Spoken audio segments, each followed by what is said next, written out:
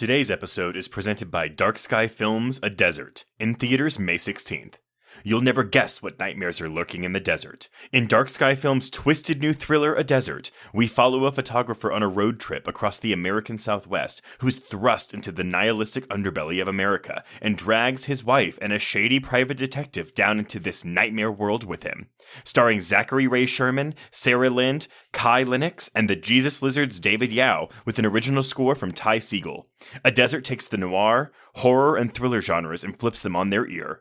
Bloody Disgusting calls it refreshingly unpredictable. Collider says the ending pulls no punches. And IndieWire praises A Desert's wild ending.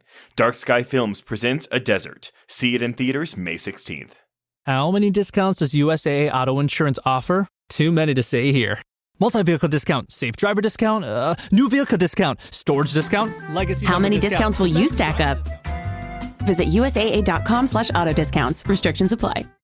This episode is brought to you by Heyday. Feeling stressed? Take a moment for yourself with Heyday. Stroll through rows of golden wheat, tend to cute barnyard animals, and discover the joys of a digital farm retreat. You don't have to hop in a car or catch a plane. Escape to the farm at the tap of a finger. With Heyday, you're not just tending to a farm, you're tending to yourself. Heyday. Search Heyday, that's Hay space DAY, in your favorite app store. Heyday is a free-to-play mobile game and offers optional in-app purchases and random rewards. You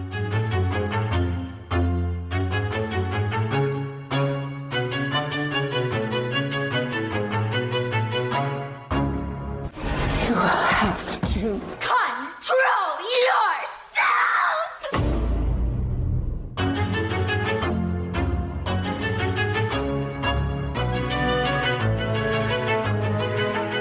And welcome back to Horror Queers. We're talking Leave a Message, Hooker. We're talking Be a Good Boy. And we're talking Don't Leave Me Alone. And I'm Joe. And I'm Trace, and we're talking power plant ear piercings. Yes, but only the one ear will produce fangs. Yes, sure. Yes. Everyone, we are discussing Ana Lily Amirpour's A Girl Walks Home Alone at Night, which, talk about a mouthful, but I always think there's another word in that title that's never there. Right. Do you have a word in mind, or are you just like, there's a word missing and I can't put my finger on it? I think I keep wanting to put another at for alone. So it's like a girl walks at home alone at night. And I'm like, that's not correct at all. But I feel like there's just something that I'm missing every time I say it, which admittedly isn't often. But yes, this black and white Iranian vampire Western art house film. That you are going to laugh at me. I definitely was like, wow, Iran just looks so much like California.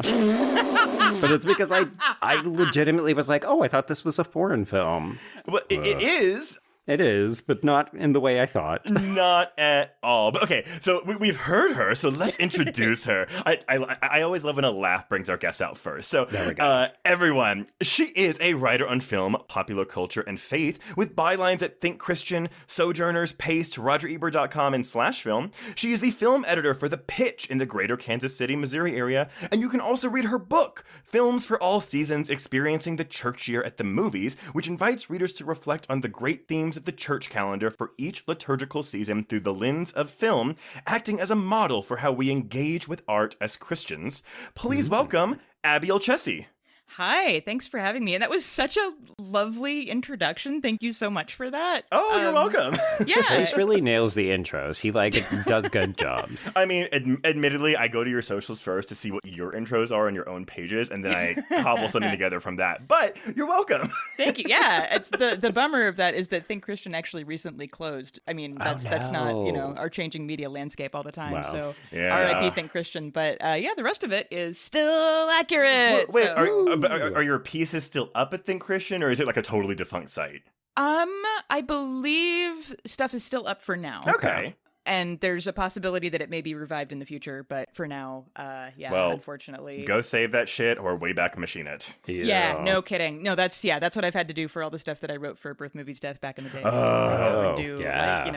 Full on screenshots. I feel like every couple months I see another former Birth Movies Death writer like, well, I lost all my pieces, and I'm like, it just breaks my heart every time. It's rough. Yeah, I was visiting it for a little while back and forth just to see, like, is it still up? Is it still up? And it was Right. just like the ads got weirder and more intrusive. And it was just no. like, man, this is a graveyard. Welcome It's back so to the sad. internet, everyone. It was such a good site when it was active too. It's just Oh, like I know. that and the old school AV club before it went away, and now it's kind of come back, but it's not back to Yeah. its full glory. I was like, Birth, Movies, Death, and AV Club were daily reads. I mean, Truly. I say this every time, but like the one thing I will always miss from the AV Club is their TV coverage, like their episodic, Yes. like weekly Yeah. reviews The of deep TV shows. dive. Oh, I miss that so much. So good. Yeah. Yeah, that's when you know a website's good, when you really recognize the writers, not only their names, but their style of writing as well. Yes. Yeah. Yeah. Like almost like a, I don't know, like a football team. I don't watch football. I assume that's what football is like. I but think yeah. so. Yeah. You know, Sports I, ball. I think with teams, yeah, like people are really into Yeah. teams in sports, I think. Yeah. Okay, we're going to move on. Good. Yeah, the analogy is very thin. If it sounded like so- I was being cheeky, I really wasn't. I was like, I think people like teams. It's more, we were getting into a circular logic, and it was just, there was nowhere Well, to go. Abby, so welcome to the show, and welcome to A Girl Walks Home Alone at Night. Because Joe, I'm sorry, Joe didn't get to tell me this, but did you pick this movie, or were you assigned this movie? I was given options. So it was either Mhm. this or Disturbing Behavior or Christine. And I said, of the three of them, this is probably the one that I would be best talking about. Uh-huh. Although Christine does contain my beloved Harry Dean Stanton. So there's Yes. that. It's such a weird And I do role. actually have like memories of like very vivid memories of the trailer for Disturbing Behavior and it being kind of my introduction to Harvey Danger, but finding that song really frightening because I was 10 when that movie came out.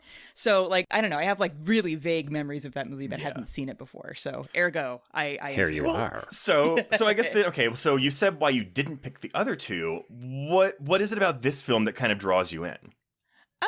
I feel like the era of horror that it's kind of part of Mhm. is a really interesting one and one that I have mostly positive associations with because it's also kind of synonymous with when I really started writing more seriously about film, which was like Right. 2014, 2015.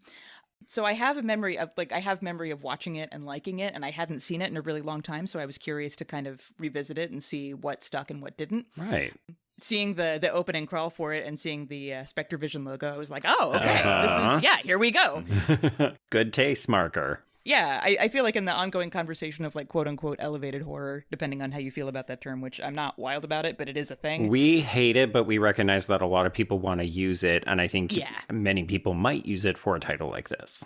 Exactly. I feel like discourse wise, this is kind of one of the first movies where maybe that conversation starts to happen, at least in my memory. Yes. but- Okay. Yeah. And here's the thing, and like, 'cause yes, like we generally don't like that term. I feel like I've seen it being used better recently. Have we appropriated? I think certain people have appropriated, because I do think there's a good way to use the word, but I think just too often it's used not well. Well, it's used absolutely. dismissively. Like, Yes. I'm not making a regular horror film. I'm making an elevated horror film. Yes, a la Mean Girls. Well, or it's a way for like studios or creatives to be like, no, like it's better than just like your. It's often used as a way to put down other like not elevated horror films. Right. Yes. I feel like in this particular case, it's almost like we don't have a real box to put this in, Right. so it's this, which I think for a long time was kind of what that was. You mean hence the Iranian Western vampire film that is always used in every fucking review? And yes, I realize that it's a pull quote from Amirpour, but it's still just like, do we have to say all of the words every time we talk about this a film? lot of words. I mean, but that's kind of the movie's MO. I have thoughts. I'm not going to push back on anybody who says, no, that's actually what the film is. But like, to me, and maybe this is just because I'm not the biggest Western fan, but I was like, I don't know. The Western vibes are definitely there, but it's not 50% of the movie to me. I think it's the music specifically. It's Okay. pulling from a lot of spaghetti westerns. Hey, Joe, I'm right there with you. So Abby, I don't know if you know anything about westerns or spaghetti westerns, but like that is not our forte. Sure. I know maybe a little, but the aesthetic is one that I'm really, really attuned There to. we go. So. There you go. But reading a lot of interviews with Amirpour, I think I can kind of grasp like where the Western side's coming from. But she, I mean, much like how the movie can't be put in a box, she can't either. And I did have the chance to interview her when The Bad Batch was coming out, and she's a firecracker of an interview. She's really passionate. Like, and I also love. I mean, like we talked about, I Know What You Did Last Summer for like 5 minutes, and I was like, oh, nice. good for Okay. you. She's got that range, right? But like she's very I want to say like a positive connotation for outspoken, but like a better way of saying that. But like she's very passionate about it. Okay. Okay, well, I'll just jump onto it then. Just do it. Yeah. Okay, so A Girl Walks Home Alone at Night, again, written and directed by Ana Lily Amirpour in her feature directorial debut. And some quick backstory on her. So she was born in Britain to Iranian parents, but she grew up in Bakersfield, California, and later Miami, Florida. She spent her youth bumming around skating, watching weird porn, which I really... I would like to... I want to unpack that. I want to unpack that a little bit. What constitutes weird porn? Yeah, are we talking like I Am Curious Yellow, or are we talking about like, I don't know. Yeah, where are we going? I don't know. And also devouring all the movies and music in sight. And then she went to college for biology, but dropped out to snowboard. And later, she studied art and film at UCLA and came into her own as an artist when she moved to Berlin for a while. I mean, don't we all? I feel like all of this sort of explains a lot. Right? Yes. At least in terms of the aesthetic of this movie. The many varied interests. Very much so. So this film is actually based on her 2011 short film of the same name, which she made before she moved to Berlin. The idea for the film came from a chador that she had, a chador being the outer garment or open cloak worn by many women in the Persian-influenced countries of Iran, Afghanistan, Azerbaijan, and Pakistan. But she had it as a prop from another film, and I guess one day she was just fucking around, and she put it on, and almost like a child, she felt like she was a bat. Sure. Which, of course, morphed into the idea that she was an Iranian vampire. So putting on this chador was the first time she had the idea for the character of the girl. Nice. Okay. That's really interesting. Now, well, I'll say too, like I'm not a skateboarder, but like the shot of her, well, oh, it's so good. it's the girl, but it's actually Amirpour because she does skateboard, so she was the stand-in for all the skateboarding scenes. But like, Right. That's great. I was like, I want to wear a chador and like skateboard down the street. Oh, no, sweetie. Yeah. That's appropriation in the wrong way, though. I want to wear a cape and There we skateboard down the go. street. Yeah, you can still do a Dracula cape. That's okay. Yeah, you can be Arash and just be like, I'm just going to make a quickie costume and Well, then I'll skateboard. Did they make capes with hoodies? Sure. Okay, well, maybe that's just appropriation too. Probably. Anyway, so the short film was about 5 minutes long and contained no dialogue and was also in black and white. But Question, has any of us seen the short? I have not. I have not, and it wasn't on Okay. YouTube, but I didn't check Vimeo. Ah, okay. Yeah. All right. But in the short, it was just the girl killing one person. And this was before, like, there was never an intention really to make a feature film out of this. And so Amirpour didn't have an idea for what a feature film would be because it wasn't even on her mind. Right. But on the decision to film both the short and the feature in black and white, I love this. Like, she says she just saw it in black and white, and she doesn't even particularly like black and white films. She just felt like it had to be black and white. There was never a time when she would have it in color, saying that black and white creates a certain kind of surreal world, which is what she was going for.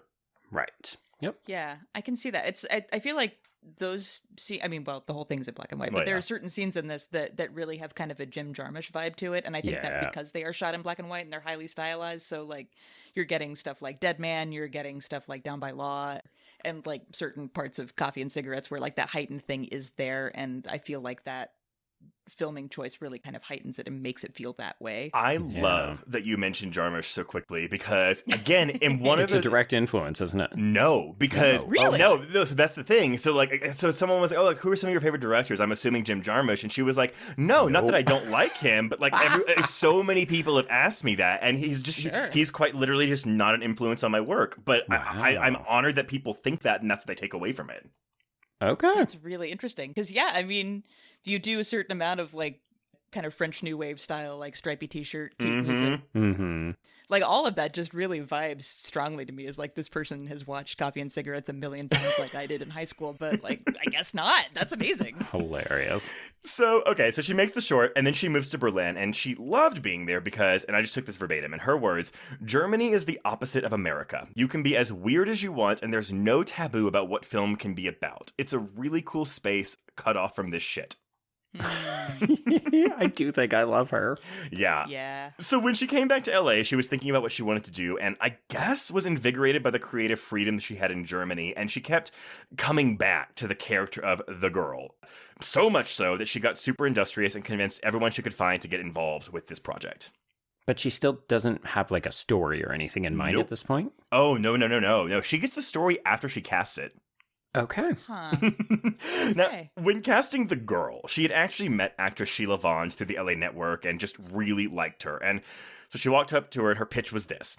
She wanted to do a black and white Iranian vampire film, stylized and tricked out like Francis Ford Coppola's 1983 film Rumblefish, which is... Okay. Yeah, okay, Abby, you're like, I see it. Now, I haven't seen Rumblefish, so I have to look this up, but like, that is a film known for its avant-garde style with a film noir feel, shot on stark, high-contrast black and white film with allusions to French New Wave cinema and German Expressionism.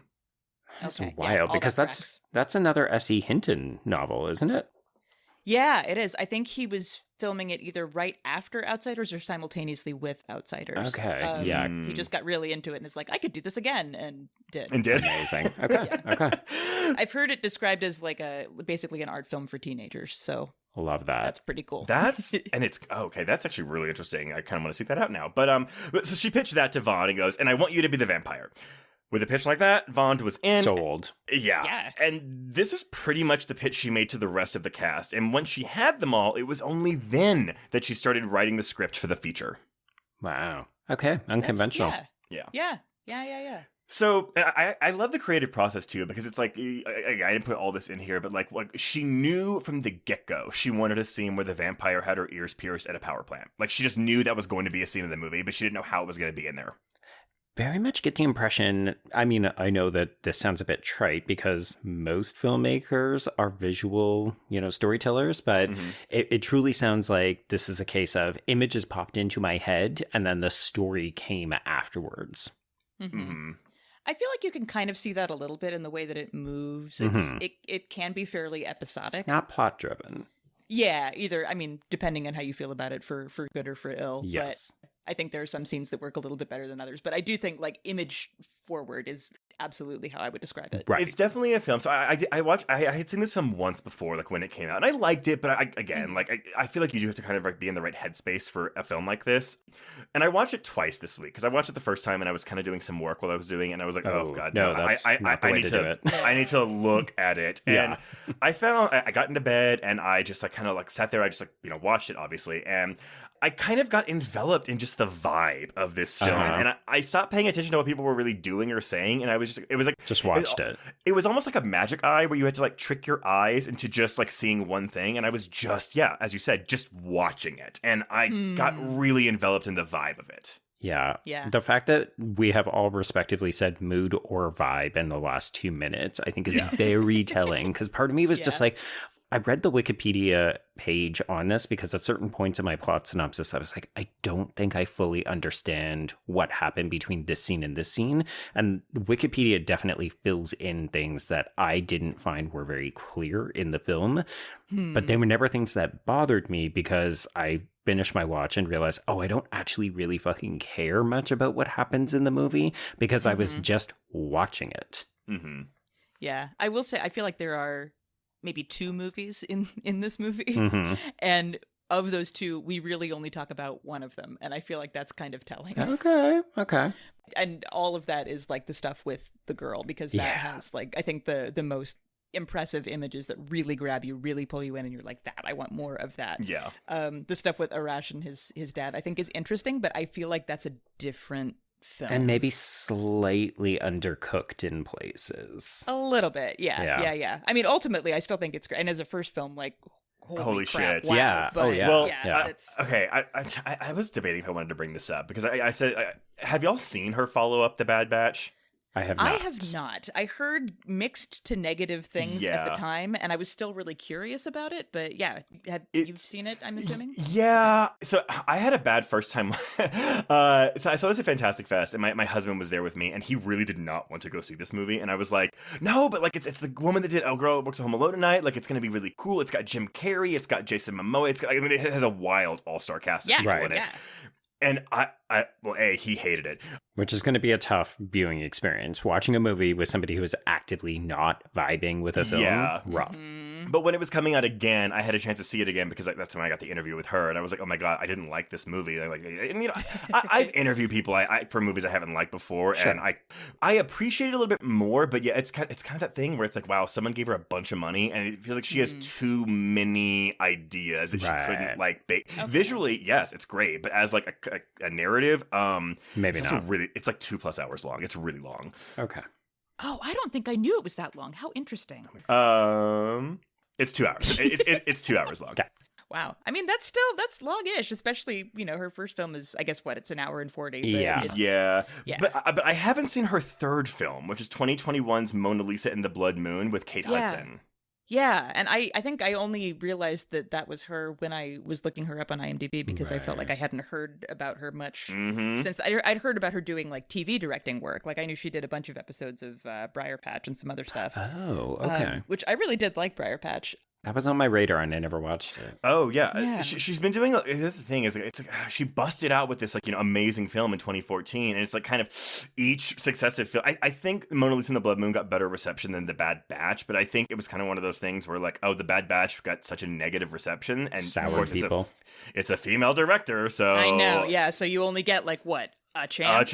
If that, yes. But actually, Trace, I wonder if maybe that's a good segue to talk a little bit about the way she describes A Girl Walks Home Alone at Night, because I found the discourse, and I'm going to use capital D for this discourse, the way that people talk or do not want to talk about the feminism of this movie, I find fascinating. Well, okay, so put a pin in that, because I got to talk about one more thing with the financing first. So, but I do have that. So, okay, so she started sending the script to potential investors, and the film was already in motion. She had the script, she had the short, she had a cast, so it was easy to present a package to the investors and be like, here you go. Mm-hmm. As you can imagine, many of them loved the script, but quickly shied away when Amirpour was adamant that it both be shot in black and white and also be spoken in Farsi. Right, of course. So some even told her, let's do it in English. And her reply, oh, I love this. Her reply was always the same. You're a fucking idiot. It's an Iranian fairy tale. It's gonna be in Farsi. I should point out, I'm pulling all of this from like a plethora of interviews, mostly from an interview with Vice that she did, but there's like others sprinkled in here. But okay. And then of course they were like, but let's do it in color. And she still held strong. In her words, these were all very stupid requests. Wow, so she's not only a female director, she's an opinionated female director. Oh my god. With a distinct vision. Oh god. Yeah, god. I know. What? Don't give her any jobs. An Indiegogo campaign was launched in July of 2012 to assist with funding, and their goal of $55,000 was surpassed with just 290 backers, raising $56,903. Wow. But one person who really latched onto the film was Elijah Wood, who had just started his own production company, Spectre Vision, and was going to be doing art house genre films. Yes, he was. Yeah.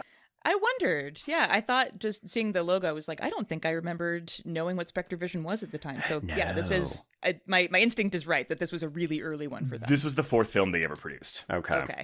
But he saw the short through a very good friend of Amirpour's and loved it and asked to read the script, and he read it just as he was about to announce Spectre Vision to the world, and the deal was done. Wow. Yep. Filming, as you said, Joe, took place in Bakersfield, California, but it has been turned into kind of a mythical, cinematic, anywhere and everywhere location. But okay, so here's where we get into this. So it stands in for Iran, but the Iran in this film is called Bad City, which isn't an actual place in Iran. So it's kind of like the Sin City of Iran. Yeah, I saw that on the Wikipedia page and I thought that it was pretty funny. But I mean, when she says it's Bad City in the movie, I feel like that's a joke that she's saying. So I do find it amusing that people have taken it literally. Like, oh, the place that this movie is set is Bad City. Okay. I just want to say that my comparison to Sin City was completely my own original thought. I did not see that on the Wikipedia for this movie. Okay. Yeah, I thought I was being really clever. God damn it. Anyway, another major component of the film outside of its visuals is its soundtrack. So whenever Amirpour is writing, she usually starts with music that feels like a scene or a character. And so she was listening to Radio Tehran and Kiosk, two Iranian rock bands who sound like The Cure or the Pixies and have an emo kind of sound. So she knew them and got them on board really early on. But then she met Colin Hegna from the rock band Brian Jonestown Massacre after one of their shows, and she was telling him about the film, and he told her that he had a side project that was kind of like Ennio Morricone's melancholy spaghetti western music. So He sent her all of his stuff, and basically, like, once she heard that, it all clicked into place. She was like, oh my god, this is the sound of the whole movie, or as she puts it, the music spine of the whole movie. That's so cool. Now, when it comes to the national identity of the film, I find her responses fascinating. So, when asked if her film is Iranian, she basically said, I don't know. Explaining, the thing is, I grew up in California, I went to the mall, I'm not on the front lines in Iran. You say Iran, and it's like, you can't pass gas without it being political. If I fart, it's political. I'm so detached from that stuff, but then, on the other hand, everything's political. I just want to know what other people think. That is interesting. If only because she also frequently calls this movie Iranian. I think it's more so just about... Nope, I don't have a response to that. Let me make an attempt, and maybe the two of you can decide if you think I'm onto something. I wonder if she feels the need to acknowledge it because she knows that it's going to come up in much the same way that the feminism conversation always comes up, but she herself does not feel comfortable identifying wholly in that capacity. So she says, you know, I want this rooted in at least the part of the culture that I myself understand, but I'm reticent to speak for everyone. I think that makes sense. I think that's a very good That's one. closer to how I would identify that. Okay. But here's the thing, though. She's also adamant that Bad City is not necessarily Iran. Again, it's like a fairy tale world. It's universal. It's like any town where there's corruption and there's secrets and there's loneliness and people that got dealt a shit hand. So, sure. Yeah, you know, people are searching for something in this loneliness. Exploring those characters is why she made the film. Yeah. But then the reply is kind of the same for any political messaging some might pick up on the film. So, again, she says she wasn't setting out to make any comment about anything. The film is about a lonely girl who's a vampire, and she's trying to give meaning to what she does by looking for a moral quotient like Dexter. Which I was going to say it's very timely, but I guess we're on like our third iteration of Dexter right now, so maybe it's not. It's always timely now. But, and again, I think this is what's important, she doesn't want to shut out any idea, noting that there are probably and very likely some conscious or subconscious ideas floating around in the film. I do love that because she's basically saying, well, I maybe have some ideas, but also I'm more open and willing to hear other people's readings, which is how most filmmakers should be approaching the way that audiences respond to film, but she's just a bit more upfront about it. Well, and I think, again, like, when you make a film, like, you're putting a part of yourself in that film, whether any filmmakers want to say that or not. Because I feel like sometimes filmmakers are very, like, I don't get that she's shying away from the political angle to be like, oh, I don't want to, like, ruffle any feathers. I think she's, like, and I feel like normally when that answer is given, that's why it's given. Right. Yeah. Oh, but she does say, though, if there is one political thing in the movie, it is the silent character Rockabilly, who is frequently on the sidelines of the narrative, observing the events while in drag. I don't think this character has any spoken lines. No. Okay. The reason that that's the most political thing, it is not okay to be gay in Iran, as in any sexual activity between members of the same sex is illegal and can be punishable by death. Yep. Currently, Iran is the only country confirmed to execute gay people, though the death penalty for homosexuality might be enacted in Afghanistan. Right. Is this the character that we see with the black mylar balloon? Yes. That's that's what I thought. Yeah. That's interesting. We occasionally cut back to this person. Yeah. I want to say maybe 3 or 4 times. Maybe it's more, actually, but I counted 3 or 4. It's like that one significant moment. It's really difficult to overlook them because they get their own moment. I'm going to use they, them pronouns because I saw them described as like genderqueer, but also a little drag. And I was just like, okay, well, this character has no dialogue and doesn't therefore self-identify in any capacity. So I'll just be using they, them. Okay. That makes sense. But yeah, so that's about it for that. Just for the release now. The film had its world premiere at the Sundance Film Festival in January of 2014 before getting a limited theatrical release on November 21st of that same year. And it got rave reviews. A 96% on Rotten Tomatoes with an average score of 8 out of 10. Letterboxd is a little bit softer. Letterboxd users have given it a 3.8 out of 5 or a 7.6 out of 10. Okay. I'm not going to lie, that is a bit higher than I would have expected because this is giving very art house vibes. Higher for Letterboxd or just in general higher? I think just in general, like this feels like a film critic, film aficionado kind of movie. So I'm curious how much I mean, here's the thing. I'm going to be honest. I think this will probably, again, be one of our lower episodes in terms of downloads, because for a lot of folks, they're just going to look at it and be like, oh, it's a foreign movie in black and white. Pass. Yes. Yeah. Yeah, but again, like, I don't know if, because it was before I started writing for Bloody, but I was still, like, immersed in, like, the horror online culture. Like, when this movie came out, like, I remember, like... big. And I think that's why, though, when I first saw it, I was a little underwhelmed. And I don't know what I was expecting, truthfully. But, like, it wasn't what I expected. And so I was like, yeah, it's good. I don't quite get what what all the fuss is about. Right. And I changed my tune a little. I do really like this movie. But, again, it's not a movie that I'm going to, like, put on often. Yeah, this isn't a weekly rewatch kind of movie. This is I'm feeling a little sad and maybe a little bit lonely. Mm-hmm. Let's put on this sad, lonely black and white film. My memory was that, like, I saw it when it came out on streaming, and my memory of it was that discussion of it just did not stop, basically, for almost an entire year. In a good way or a bad way? To see. In a good way. Like, this was a thing that you had to see. Like, people would talk about it, and then more people would see it, and then they would talk about it, and then it ended up on streaming, and then more people talked about it, and then it got to, like, just word of mouth. Like, your friends are talking about it because they can finally see it, and, like, now I have to watch it. Yeah, like, when we're talking about the elevator horror, like, this is pre-A24 boom, but, like, it was one of those things where it was like, oh, like what is this thing everyone is talking about? And, again, I don't know what I was expecting, but, like, when you hear about a movie talked about so highly for that long, right? I mean, again, you're going to have some monumental expectations. Yeah, and I think that was sort of my initial reaction to it as well, was just like, oh, there's some cool things in here, but, like, is it that exciting? Yeah, no, for sure. I think a lot of people probably go in expecting a lot of vampirism, and the reality is that there's a couple of scenes, and that's it. And the rest of it, you have to be comfortable with just, okay, these people are sad and drifting. Yeah, I think I finally clocked it. Like, First Blood was at like 25 minutes in, which is, I mean, for a movie that's an hour and 40 minutes long, that's like almost a third of the film. I mean, the meet cute is literally at the halfway point of the film. Yeah. But then certain scenes just pop, right? Mm-hmm. Oh, yeah. Mm-hmm. Yeah. Okay, well, shall we step through it? Yes. Okay. What if I just said no? You're just like, no, we've had our discussion. We're done in the show.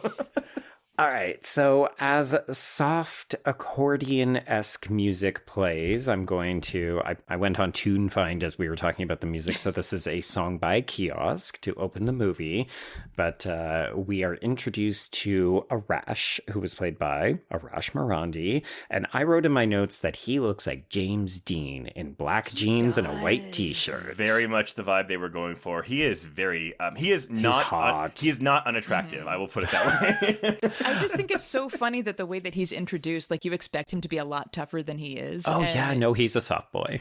Yeah, progressively throughout the film, you're just like, oh, you're just not tough enough to hang, are you? But even, like, hang with who? One of my favorite aspects of this film is how this town has zero population. There's 5 people in this town. But then that nightclub... Well, where did all those people come from? The burbs. They're coming in from the rich suburbs. That's what it is. The downtown got depopulated and everybody moved to the burbs, and then we end up with Bad City. Yeah, y'all want to go to Bad City for the night? Oh my god. Oh yeah. Let's drop an axe at the costume party in Bad City. Yeah, just in case we didn't know how quote-unquote soft Arash is, he is out collecting his father's cat for him. So then he walks down a deserted country street, and we hear the song shift into slow motion as he walks by the first of many striking images in this movie, which is a ravine filled with dead bodies. Yeah, I was like, is this a mass grave, I guess? Okay, so question, this is one of those, like, is it the Iranian politics, and this is like some kind of commentary, or is this just if we have dead bodies, i.e. if the girl kills someone, do we just take the bodies and dump them here? I actually like the latter interpretation, where it's like, oh yeah, that's where she just dumped her bodies, but I thought it was the first interpretation. Mm-hmm. Yeah. Yeah. Which, I mean, that leads to all kinds of practical questions of just like, well, why have people noticed that? But there's enough shit going on, like, I don't know, drug addiction and gangster stuff that, like, who knows, really?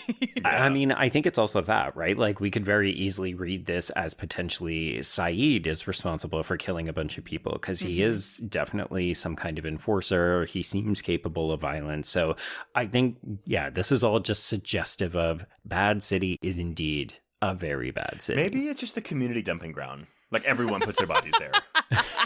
You know what? Bring out your dead. Bring out your dead. I mean, there doesn't seem to be law enforcement in this town. No. So... That's true. Not a cop in sight. So, yeah, no one's paying attention.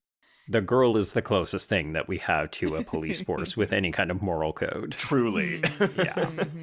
Okay, so after this title card, we see Arash refusing to give any money to the street urchin, who is played by Malad Eghbali. So this is the little boy that we see throughout the film, and Arash basically is doing this on principle because he worked really hard to get this beautiful convertible. So that means he's not going to give any handouts to someone like the street urchin. Which, by the way, this car is Amirpour's father's car that he spent 15 years like refurbishing. Oh, It's gorgeous. Gorgeous. Yeah. Well, yeah, she was like, if I didn't have that car, would this movie have gotten made? I don't know. Maybe not.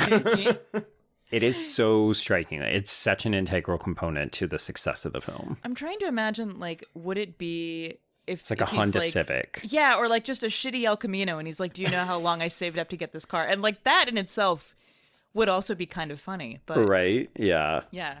Admittedly, this movie, not a bag of laughs, though. Well, maybe it's a true. 1958 Plymouth Fury, and it's Christine. Right. Hey, full circle. Do you know how much I had to pay to rebuild this car? 0. She repaired herself. But now she owns my soul.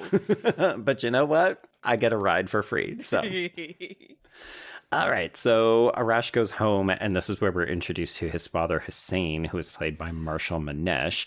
And our introduction to the father character is as he is injecting heroin between his toes. I feel like we just watched something We recently. just watched something I was with like, this. I am tired of seeing needles go into toes. Yeah. I could do with a lot less needles in my horror movies, please. Oh, and we just watched another simple favor, which is a needle in the finger. Okay, that one was okay, though. Okay, so what you're saying is that you're not going to be watching Saw 2 anytime soon, unless you've already covered it. You know, Okay, we actually have. We have an audio commentary on the Patreon. no. Thank you. But here's the thing, though. I don't find that scene nearly as disturbing as everyone else does because it's rough. It's rough, but it's not close-ups of needles going in. That's No. true. That's It's true. just like I find it fascinating. I'm not trying to be an edgelord, I swear to God, but like I find it fascinating that so many people find that scene to be one of the most disturbing in the franchise. Mm-hmm. In the whole franchise? Yeah, no, it's not Yeah. even the most disturbing in the movie, but it is pretty icky. Yeah. It's definitely icky. But yeah, I mean, I think I had a big reaction to it when we recorded the audio commentary, but it's mostly just the idea of like when you try to climb out of that and you've got about 12 dozen stuck all over your body. That's rough. I have the same reaction to that scene as when I see like, people in horror movies crawling through the sewer where I'm like, ugh! Right. Or across broken glass or something, right? Yeah. Die Hard, the glass on the feet. There you go. There That's we go. true. Yeah. Okay, so unfortunately, Hussein has overconsumed beyond his means. So that means that tattooed drug dealer Saeed, who is played by Dominic Raines, shows up and he is looking for payment. And of course, Hussein doesn't have anything to give, which means that Arash, instead of giving the cat, who I was just like, if this movie does animal abuse in the Truly. first 10 minutes, Truly. I'm out. Thankfully, no, the cat is fine, but we do take the car. Bye, Christine. By Christine. And also, if you're listening to this and have not seen this movie yet, the cat will remain fine throughout Yes. the duration of the film. Yeah. I know it had been years since I'd seen it, and I was just like, is the cat not okay? Did I forget that the cat's not okay? So yes, Christine has been taken away, sadly, and this produces a volatile reaction in Arash, and I just wrote, in an ill-advised move, he punches a brick wall, not once, but multiple times. Yeah. Ouchie. Again, with the I think I'm tough, but I can't quite hang. It's just like, bud, Mm-hmm. it's not the way to do it. I've never been so angry that I punched a wall, and I feel like that's like movie No. code for like, if a man's angry, punch a wall. Mm-hmm. Right. Yeah, but it's always plaster. It's always something that your fist is going to go through, and it's Yeah. not Right. like a brick wall where clearly you're going to break some bones. Yeah. Bud. It's a great movie shorthand to tell us he's maybe not great at processing his emotions. Mm-hmm. Maybe he has a bit of an anger problem. Folks, I'm just going to say, I really enjoy screaming into a pillow. It's way less dangerous. Oh, I scream without the pillow because I like to Oh, hear it. okay. Yeah. Yeah. I mean, I guess if there's people around, I'll use a pillow. But Right, yeah. But I do it in my car. Oh, you're one of those people. I scream in my car. One of those sad, screamy people in the car. Huh? Yeah. Oh my God, which is actually also kind of a movie shorthand. It really is. Yes. It is. Yep. It is. I live by myself, so I just sit. You can just scream whenever I you can want. just scream wherever I want. I do have cats, and they are kind of judgmental, but like, Right. they have a free place to live, so fuck it. Honestly. It's fucking freeloaders. All right, so we see Arash the next day, and he has wrapped his hand in a tentative bandage, and of course he has no car, so he is riding a bike to, I wrote a landscaping job, but it kind of just seems like a whatever the fuck Shada wants him to do. So she is played by Rome Shadanlu, and I mean, she's hot. I have a question for the two of you. Do you think that he likes her because she is A, hot, B, rich, or C, both? All of the above, yeah. I think it's both. I mean, also, what other options are in this town? Well, as we've elaborated on, there's virtually no one who lives here. So, yeah. I mean, he's got constant contact with this girl. I do think it's funny that she mocks him when he says, hey, I'm going to fix your TV, but do you want to leave? Because, like, anyone who knows anything about like a Middle Eastern culture knows that it's pretty much a big fucking no-no to have a single young woman, honestly, a single woman in a room unmarried with a man. And she's just like, wow, what's a big deal? And it's like, girl, you're going to get this guy in trouble. Exactly. Yeah, I know. Like the way that the privilege plays into that, I think is really interesting. Yeah. Well, Just like, yeah. And it's funny because, again, there's another movie where, like, this is the rom-com we're watching where it's like, oh, but, like, she learns to not be so judgmental and so snooty and, like, they fall in love. But, like, she's kind of, I mean, she's not a bitch, but, like, she's not really, like, she doesn't respect him. Right. No. And especially later on, like in the movie when he sells her drugs and then she just doesn't even listen to him. You're just like, okay, you clearly have a certain way of interacting with this person and you don't think that he's on the same level as you. It's the only real instance of like a class system in this movie. Which again, I did find it interesting, but the movie doesn't really dive too much into it. No. So after she leaves so that he can fix the television, this is when he does impulsively steal her earrings. And they're big. They're giant. Yeah. And also, I thought it was going to come back, and it doesn't. I mean, it kind of does. Sorry, I guess I thought it was going to come back with Shada, not like sure, yeah. Yeah, you thought it was going to get him into trouble. Because when you said, oh, there's a rom-com version of this, I said, oh, there's another version of this where he gets a hand chopped off because he stole from a rich woman. For sure. Chekhov's chonkers either way, just not in the way that you're thinking. Right. So. Yes. All right, so that night in the repurposed car, we have Saeed, who is bitching out a new character we are meeting here. So this is sex worker Addie, who is played by Mozhan Marno. And this is one of those interactions where I thought, I don't quite have enough information, so I was piecing it together in real time, and then I read the Wikipedia page. But so she is presumably a sex worker, but also someone who deals drugs for him or sells drugs for him, because he complains that she has come up short. She protests, but he still makes her give him head. So I love Saeed, and I was real happy when he died. Wait, you love Saeed? Yeah, that was sarcasm in the first one, and then, not like, sarcasm in the second. Okay. That was real confusing for my brain right now. But I got you.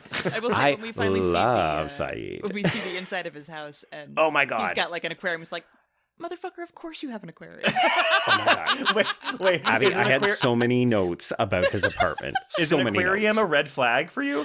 Oh no, not necessarily. It's just like I think it's like the combination of like the decoration, like the couch and the blanket on the couch and the aquarium. Yes. Just like, this is a person who doesn't who when he gets money thinks that these are the things you're supposed to have when you get those things. Doesn't realize how weird and how fake and how cheap they look to other people who enter the place. I love it.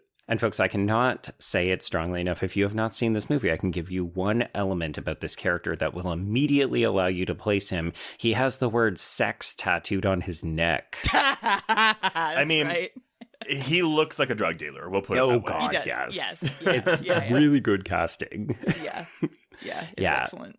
So, yes, he is getting a blowjob from Addie, but then he sees this is the first appearance of the girl played by Sheila Vand, and he sees her in the rearview mirror, and it freaks him out. So he ends up throwing Addie out of the car. He calls her a hag, and then he drives away. Rude. Yeah. I think actually I was just looking at my notes and I described him as Iranian Adam Levine. So I feel like that's Oh my God. visual vibe. But wait, Adam Yikers. Levine's okay, right? Like, we like Adam Levine. Is he a sex pest? I mean, he's not great. It's not great. He's not like canceled or anything, which, as we all know, is not even a real thing. But it's definitely one of the. I mean, Abby, I'm totally with you. Clocking the number of tattoos on Adam Levine has been a fun pastime over the last few years. Especially now that he's like bleached his hair and like shaved it really short. I feel like that's God. What? Yeah, it does not look good. He's almost 50. I know.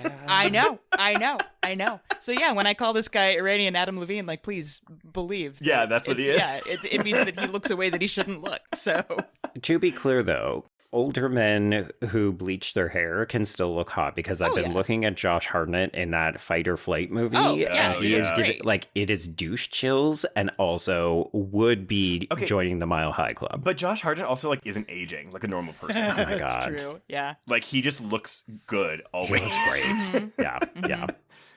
Yeah. Okay. I have several notes about the way that this movie is shot. So we have talked a lot about how it is black and white, how the whole town is very empty and so on. But I just love, even in moments like this where, okay, it's two characters sitting in a car having a transactional interaction via dialogue as well as sex, but like half of the conversation is shot in the mirrors of the car. And I thought that was a really interesting, just a varied way to shoot a fairly static scene. And I just honestly, because I think with the use of the black and white photography, like the lens flares in this movie are so prevalent that every time like we would get any kind of light, my eyes were just drawn to it. Right. Yeah. Yeah. Okay, so we follow the girl. She exits a shop and then walks down a darkened street, which of Home course alone at is night. She walks home alone at night. Yeah, and this is one of those horror traits, right? You know, we've seen Buffy, we've seen every slasher movie from the 80s where, oh no, something bad is going to happen to her. Oh, actually, this is a feminist subversive take on it, and she is completely fine. Of course, we withhold the fangs and the vampirism porn now, so you just think, oh, okay, it's fine. She made it to her basement apartment. We watch her do her makeup, and then she accompanies Saeed back to his place after they basically have a brief eye fuck encounter on the street. I do love her apartment, though. Like, it's just like, very it cool. looks Oh, like a it's great. punk rocker's apartment.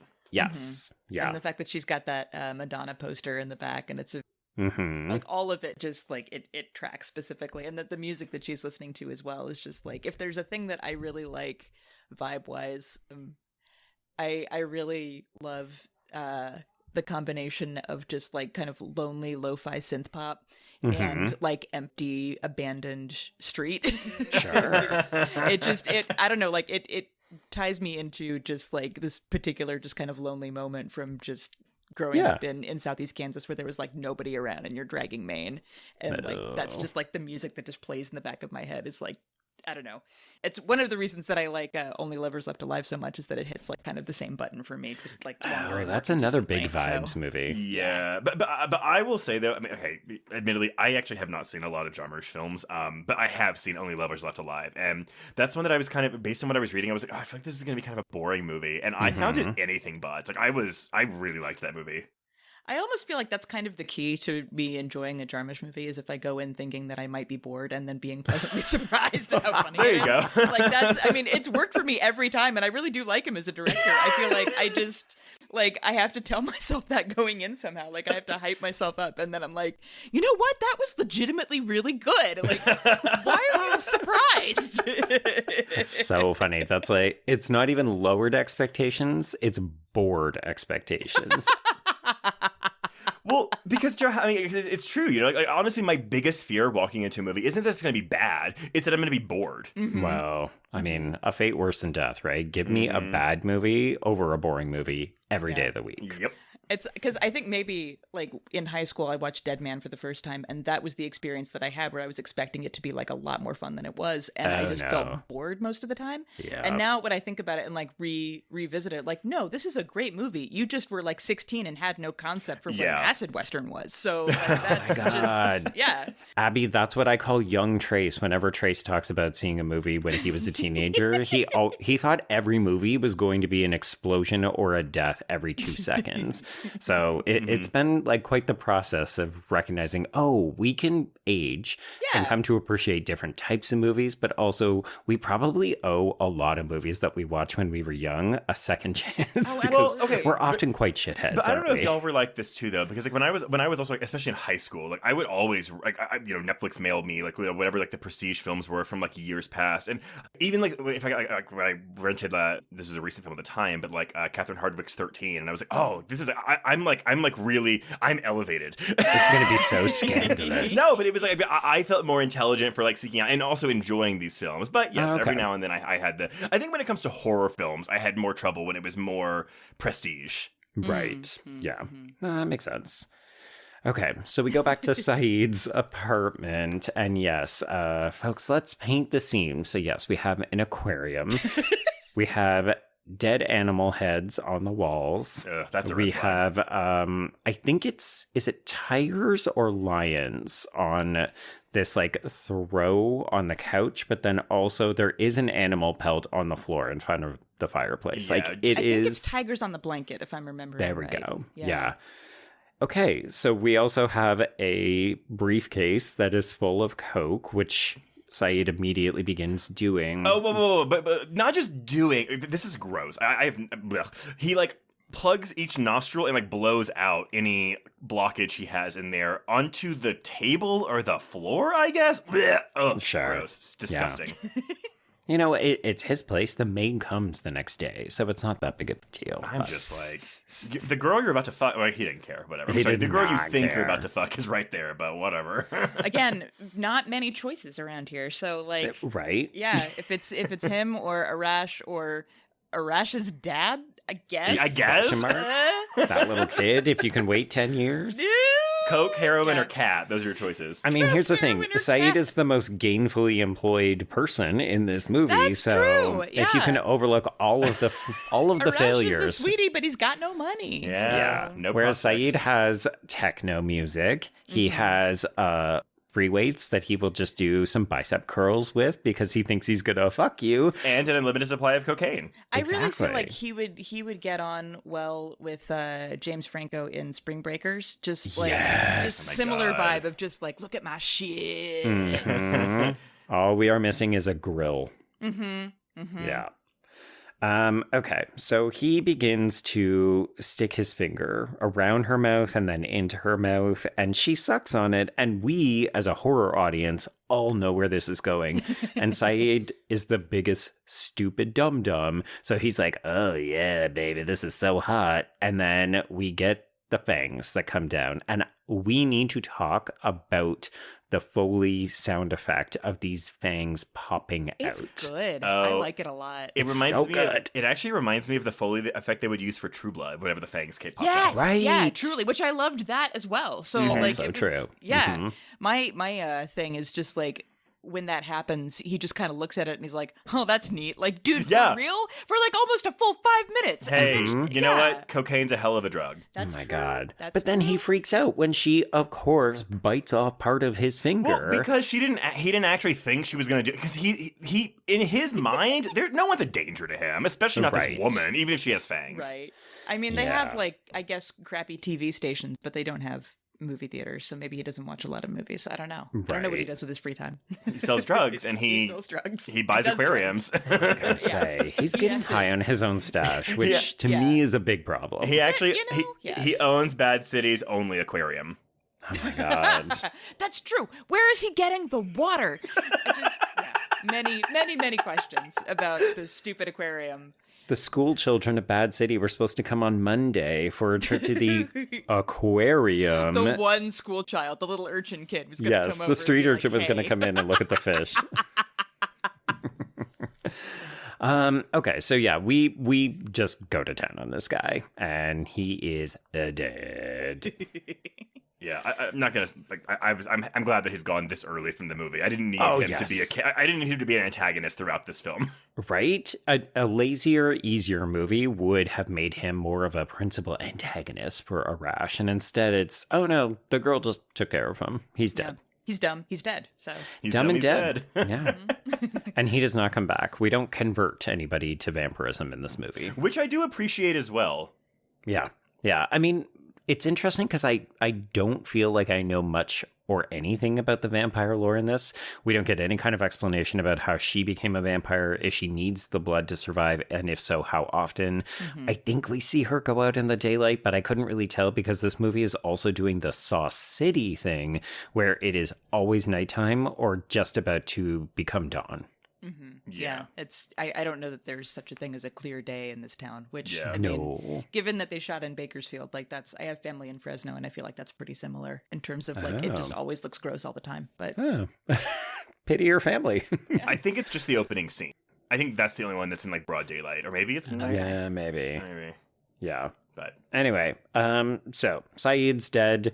The girl steals his watch, which I also kind of love, right? Like, sure, I maybe need to murder people for blood, but also profit? Question mark? She didn't take any of that cocaine, though, which is sitting right there.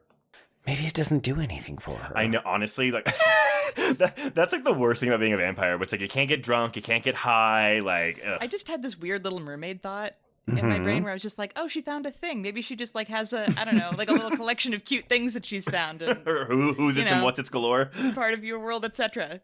Or she is a serial killer and she's collecting trophies. That too. I mean, yeah, that's probably more likely. She has like a cabinet full of watches. The reality is far less cute. I have killed all of the rich fucking millionaires in this town. Look at all the Rolexes I have. Her I want song is I want another Rolex.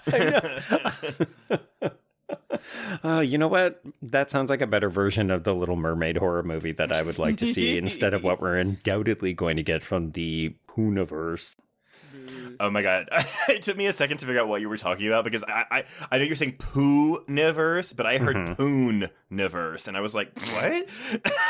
You know, it's the spin-off where we do raccoons instead of Winnie the Pooh. No, Poon. Poon is vagina. Poontang. Pootie Tang? No, Poontang. Oh my god. Have you never heard Poon? Poonani? Okay, our ratings just far dropped. Pooniverse. Okay, so the girl, we should note, her mouth is completely covered in blood, and she just walks out of this apartment with the stolen watch past Arash, who has come to try to barter the earrings that he has stolen. So Arash goes upstairs, checks out the scene, immediately notices the dead body, makes no effort to call or do anything, just grabs the car keys to Christine and also this briefcase full of cash, drugs, and a gun. I mean, he just had the luckiest day in the world. His problems are gone. Yeah. His prints are in the apartment with the dead body now. But we've already discussed there's no law enforcement in this town. There's nothing to worry about in this fairy tale land. Actually, wait, is that another qualifier of why this could be considered a Western? Because it's a lawless town and there's maybe like no police or something. Possible. Yeah, like that has kind of the Sergio Leone vibe to it of just like I am the only vampire girl is the only justice in this justice-free town where nobody's going to do anything. Yeah, vigilante justice. I mean, that's why there's a valley full of bodies that nobody's investigated. Clearly, nobody cares. Yeah. No one's looking after them. You know what? This was a lawless town before the girl arrived. I like it already. All right, so I'm going to say that the next scenes are set in the morning because I wrote in my notes, in the morning montage, we see a fresh body that gets dumped into the ravine. I question, maybe this is Saeed because presumably his body would get discovered at some point. But the street urchin then watches as Arash begins dealing on the street corner. So we're just picking right up where Saeed left off. And then, now that we're flush with cash, we can get a proper cast for the hand, as well as paying off all of our bills. Must be a good feeling. I mean, it's like, oh, wow. Okay. I thought I was just going to get my car back, and instead I got the car and a way to make a bunch of money. All I got to do is keep the drugs away from Dad for a bit. Well, but he doesn't want the uppers. He just wants the heroin. Yeah, that is true. So, speaking of, Hussein does struggle not to use before he is... I have in my notes he's dismissed by Addie on the street, but I can't actually remember what this scene is. I think it's here mostly to establish that most everybody in town knows each other, but like it will pay off later when he tries to go to her at the end of the film. Mm-hmm. Yeah. Okay, so in one of my favorite scenes of this film, Hussein then notices that the girl is watching him from across the street, and she mimics all of his motions. It's so cool. Yeah, it's really neat. It's just so... It should be dumb. It could be very, very bad. And instead, it has a kind of ethereal freakiness to it, but it's so lo-fi. It's just the actors mirroring each other. But I actually think the chador, like, does... I mean, not to say that Sheila Vaughn is not doing a good job here, but, like, I think the chador, like, the way the fabric flows, like, that adds to that so... It's such a striking visual. It is. It's true.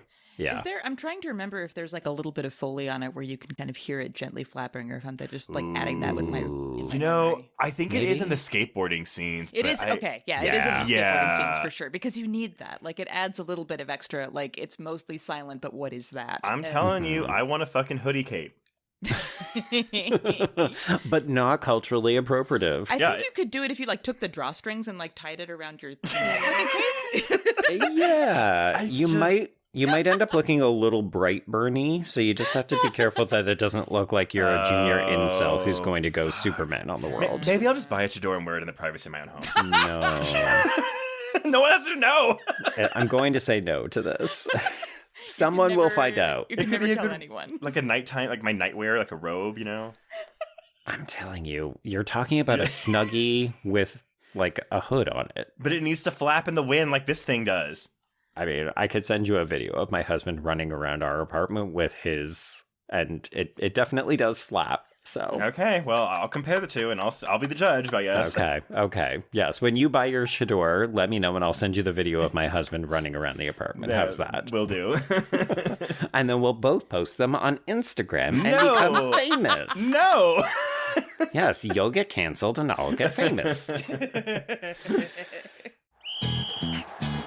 Hilton brings you new ways to stay, with experiences that let you capture the glory days. Introducing the Graduate Hotels. Each inspired by local college towns, these stays are always original and never boring. Get in touch with traditions all across the country and enjoy a stay that's a class above the rest. Book at Graduate Hotels with Hilton Honors Points at Hilton.com. It's a win-win. Hilton, for the stay. This episode is brought to you by Indeed. When your computer breaks, you don't wait for it to magically start working again. You fix the problem. So why wait to hire the people your company desperately needs? Use Indeed's sponsored jobs to hire top talent fast. And even better, you only pay for results. There's no need to wait. Speed up your hiring with a $75 sponsored job credit at Indeed.com/podcast. Terms and conditions apply. My cat Freddie loves to be brushed and cuddled.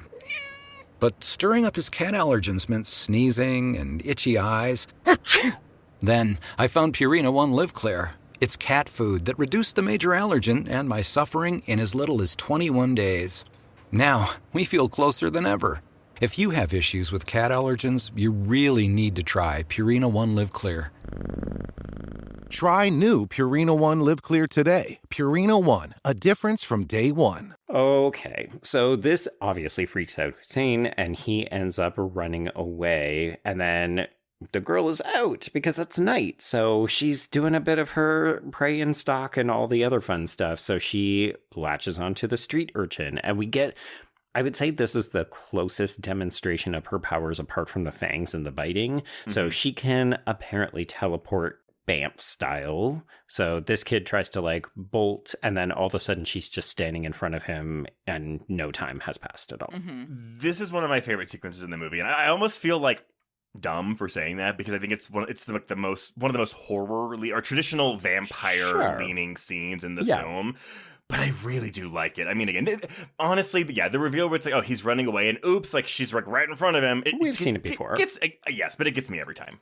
Well, it's well done. And then also, we do have to give credit because, like, we're talking about the Foley, we're talking about the sound design and the songs and all that kind of stuff. There's a reverb on her voice when she asks him if he's been a good boy. And it gives you this immediate impression of, oh, she's not a young girl who happens to be a vampire. There's an agedness to her, and that makes her very scary. I also really like, because this tells you a lot about her period, because at this point we only really know that she killed Saeed, but we don't know really about her moral code or her Dexter code, for lack of a better phrase. Yeah, exactly. So this tells you, okay, she wants people to be better, but she only kills the bad guys. Yeah, I have a question about that. Do we really believe that? Because I saw a ton of people reading this into not just the feminist piece, because she also only kills men in this movie. But yeah, she doesn't kill Addie. She doesn't kill the street urchin. So does she actually have a moral code, or is it that she mostly just doesn't like men? Well, I mean, is it both? The only men we see her kill are men behaving badly. Yeah. That's true. Because Hossein is like forcing Ati to take heroin and about to rape her. Right. Yeah. She seems to identify with people who are having a difficult time. Like, I'm not going to make your life harder than it already is, basically. And I also feel like in both, like, her first meeting with Arash at the streetlights, but also when she takes him home, she's waiting to see if he's going to try to assault her before she makes a move. That's what I took away from a lot of that. Okay. I mean, she does very clearly seem to be observing people to note, is this person a problem, a threat? Are they going to give me any trouble? I guess the reason I ask is because there is an unhoused man that she feeds on, and he's just passed out and doing nothing. And part of me was like, well, where's the moral code here? Well, that could just... I'm not saying I believe this, but I'm just saying maybe in her mind that's not a contribution to society. Right. Yeah. No, yeah, that's the only one where it kind of struck me as odd, where like there are kind of demonstrated like nobody's gonna miss this guy. Exactly. Yeah, and I wondered then at that point if it was, oh, okay, is she actually against men? And the end of the movie then takes on a much darker turn because you realize, oh, is it just a matter of time until she kills Arash? I think it's a gray area, and for her, and well, actually, no, it's black or white, Trace. Well, yeah, but it's it was 2014. It was a different time. We weren't saying unhoused back then. We were still saying homeless. That is true. Yeah. So she hadn't learned yet. Right. She just needs to be educated. So. Vampires can learn too. She's had centuries to learn. We need to treat them with a little bit of grace, give them some time, go away, process, learn, be better, do better, come back. Yep. Okay, so anyway, she does end up letting the street urchin go, but he does leave behind his skateboard. So yes, she will begin riding it throughout the rest of the film. This shot of her... Vampire on a skateboard, everybody. It's fucking great. I'm sure you're right, but there is a shot later where she's on the skateboard on like a slanted sidewalk, like just up against a wall. But the first time I saw it, I couldn't tell there was a skateboard beneath her, so I thought she was hovering down the street. Oh. Yeah. And it wasn't until like a couple seconds where my brain clocked. I was like, oh, she's on the skateboard. I was like, oh, that's a really... I don't know if that was an intentional effect, or maybe I was just not picking up on it quickly enough, but like I thought that was a really cool way to it's a cool reveal. Yeah. It could be just because the chador kind of drapes, right? Like, so it does end up covering her feet most of the time. Yeah. I do think this I don't know, maybe this is a good time to bring up how cool I think Sheila Vand is in this role. Like, she looks great. Ooh, yeah. She's got like vibes great. for days. She's got like that cute little Anna Karina bob going on, and like the stripy shirt and the cool taste and like the chador and the skateboard, like she's the whole package basically. Is just truly. I think it would be really hard to find a cooler person to put in this particular spot than her in this movie specifically. Absolutely. Yeah, she's definitely giving French New Wave vibes, which is interesting because so often the Farsi sounded like French to me because it has a... Oh God, Trace, I'm going to try to do it and I'm going to get it wrong again. Melodic. There we go. Second time's the charm. Yeah. Melodic piece to it. Like, it sounds so beautiful and it's got a nice ring to it. So I found myself really enchanted. I mean, we should note there's so little dialogue in this movie. Like, it's not plot driven and there's very little dialogue. But when it is there, you know, it really accentuates things like the musical choices, which are a little bit more punk and poppy and that kind of stuff. Like, it's a nice culture clash that works. Yeah, it feels very kind of artfully curated and blended into something that really works as its own thing. Yeah. And when you hear, oh, we picked the music in advance and, you know, the story was never really the main thing that we were organizing the film around. It was the actors, it was the soundtrack and so on. Yeah, you can see that in the finished film.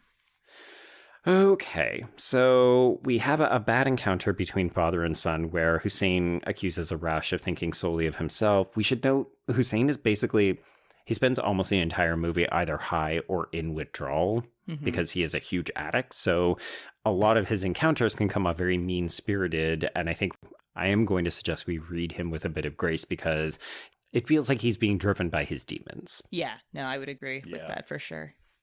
So Arash doesn't take kindly to this and he decides, fine, I'm going to make a makeshift costume. I'm going to go to this party. And he goes, of course, dressed as Dracula because the other movie that a girl walks home alone at night gets compared to is Nosferatu.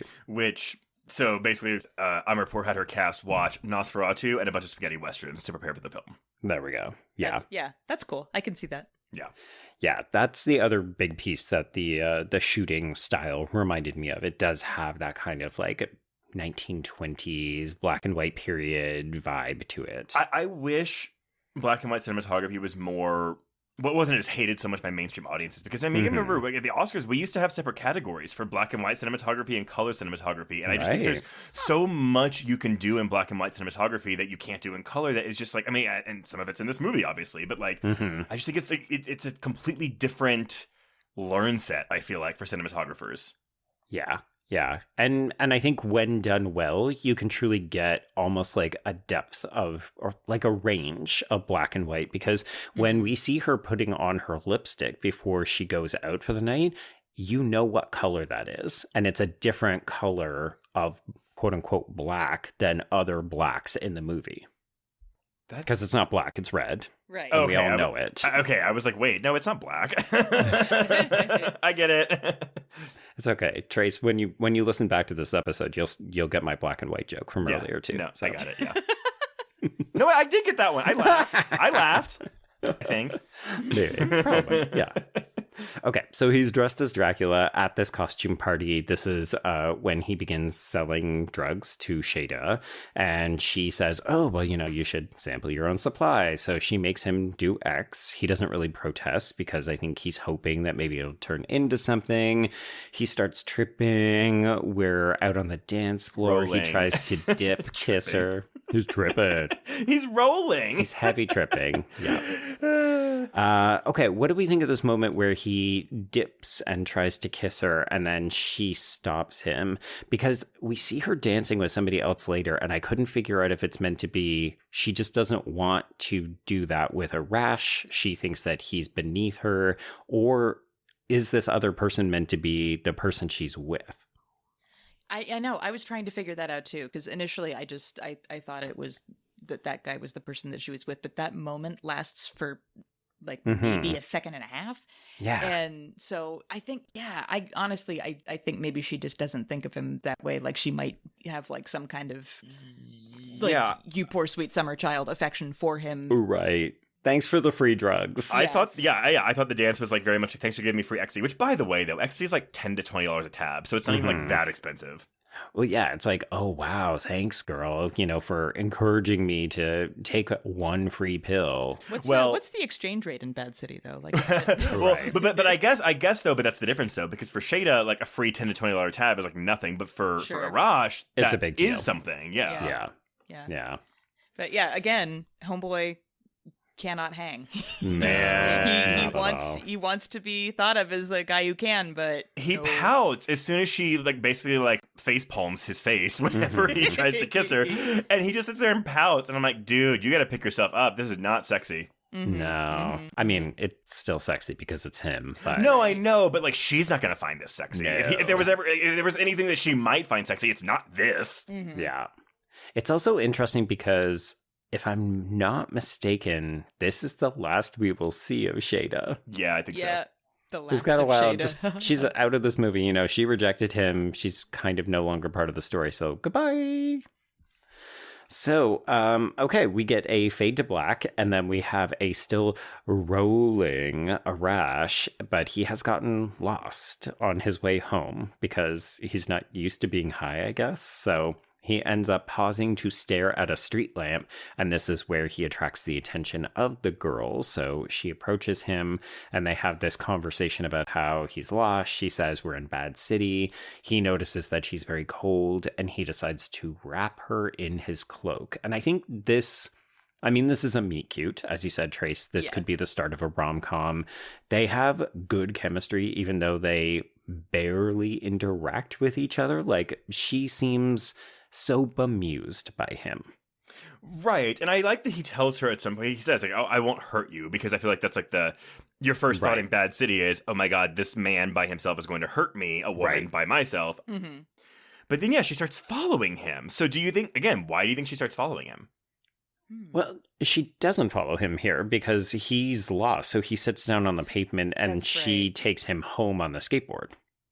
Right, but he starts, after he says, I won't hurt you, he starts walking away, and then she starts following him, and then they get in the, maybe I'm remembering it wrong, I guess, but that's what my notes say.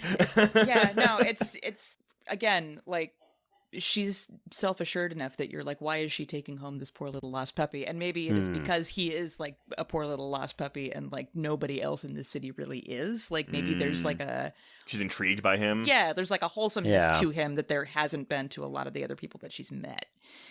I'm just, spitballing here as to what that appeal might be. But... Well, I guess sorry. What I was trying to maybe insinuate was that he was a potential meal for her tonight. But again, going back to my earlier point, she's like, well, is he worthy of eating? Is he a bad city, bad guy? Sure.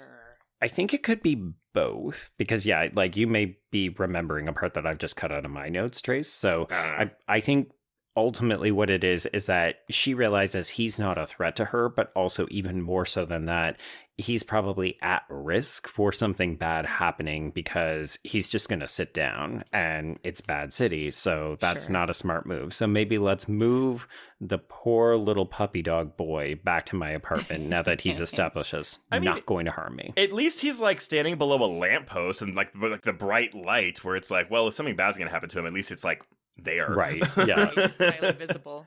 But again, like, who's going to help him? Like, me or nobody, really. So...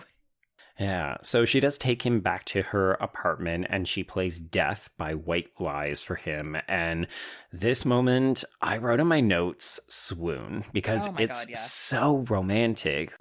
She isn't looking at him and you're trying to infer all this meaning because they're not really having any kind of a dialogue.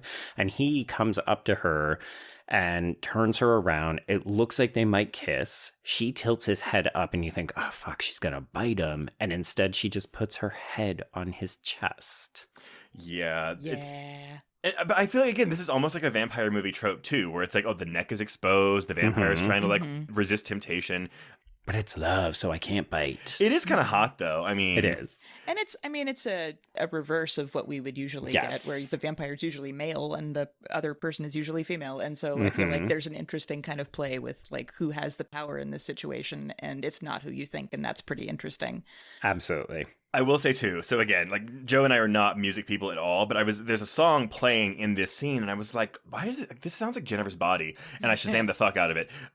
It is Death by White Lies, made famous by Jennifer's Body. Aha! Oh, it wasn't Jennifer's Body. That's why it sounds familiar, okay. Literally, there's a Wikipedia page for the song, and it's like, it was featured prominently in both Jennifer's Body and A Girl Walks Home Alone at Night. Okay. All right. I will say that, like, looking this up on Letterboxd, because I was curious what other people had said about it, that this is, like, the scene that gets called out the most. And I can see it. Yeah, I can buy totally see it. I also feel like if I were to happen across this movie, like, had I been younger when I'd seen this, like in high school or like early college, I would have made that my entire personality. Right? Oh no, while. Tragic emo me as a teenager. I would have just been watching this on a loop. Yeah. I want a sad apartment where I can invite a boy over and we can do a cute little thing and like. Yeah, we won't do mouth stuff. We won't do hand stuff. I'll just put my head on his chest and it'll be really sweet. Okay, so we cut from this to the most sustained moment with Rockabilly. So the black balloon that's floating near the power lines, and then they dance with it. And it goes on for, I don't know, maybe 30 seconds. It's kind of a nice transition, I'm going to say, into the back half of the film, because now that we've done the meet cute, it's romantic, we need to start blowing shit up. Mm-hmm. Not literally. It's not that kind of movie. Yeah. But, okay, so Arash goes home and Hussein briefly congratulates him for being obsessed with a woman. I think this is the closest we get to some kind of reconciliation or normal conversation between father and son, because Hussein hasn't used, he's not belligerent and so on. And you think, oh, okay, well, maybe things are turning around, you know? Arash has his car, he's got his drug dealing business, he's met a nice girl, his dad isn't being an asshole to him. So, yeah, we'll go with that.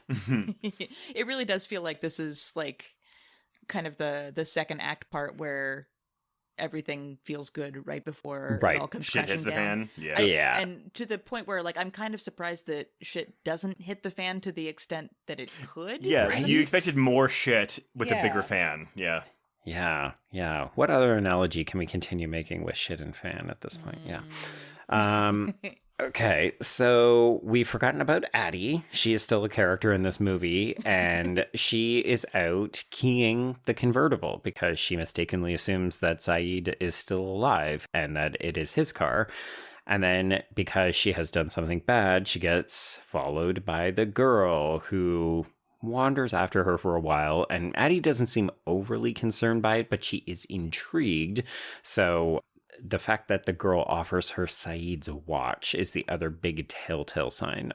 We don't know a ton about Saeed, except for he was a terrible guy, but I think the idea that he would have ever let the watch off of his wrist or out of his sight is probably impossible. So Addie realizes, this girl has done something to him. Yeah.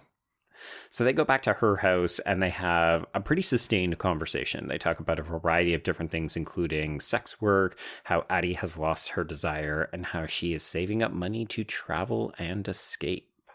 What do we think about Addie as a character?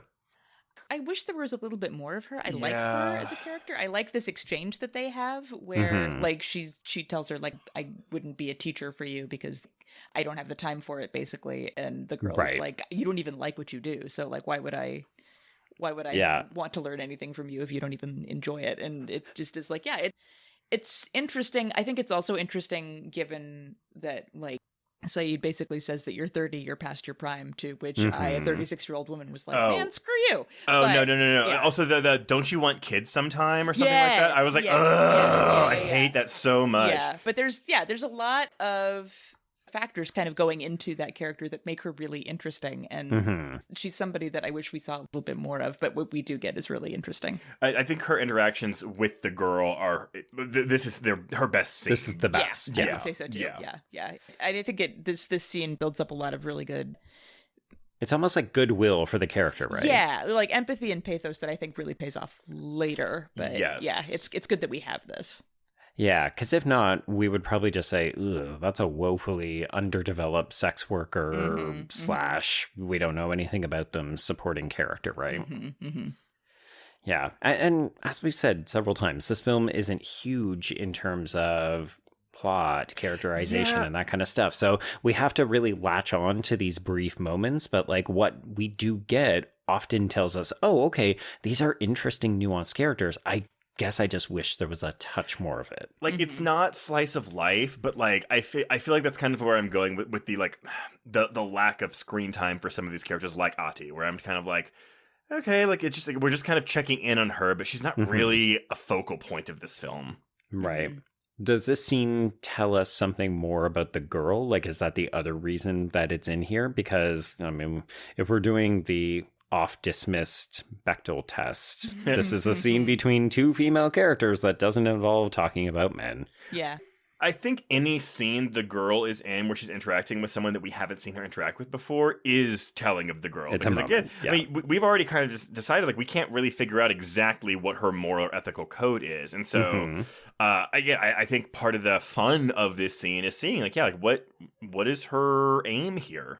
Right. I think she goes from considering her, I don't know, a bad person or a not.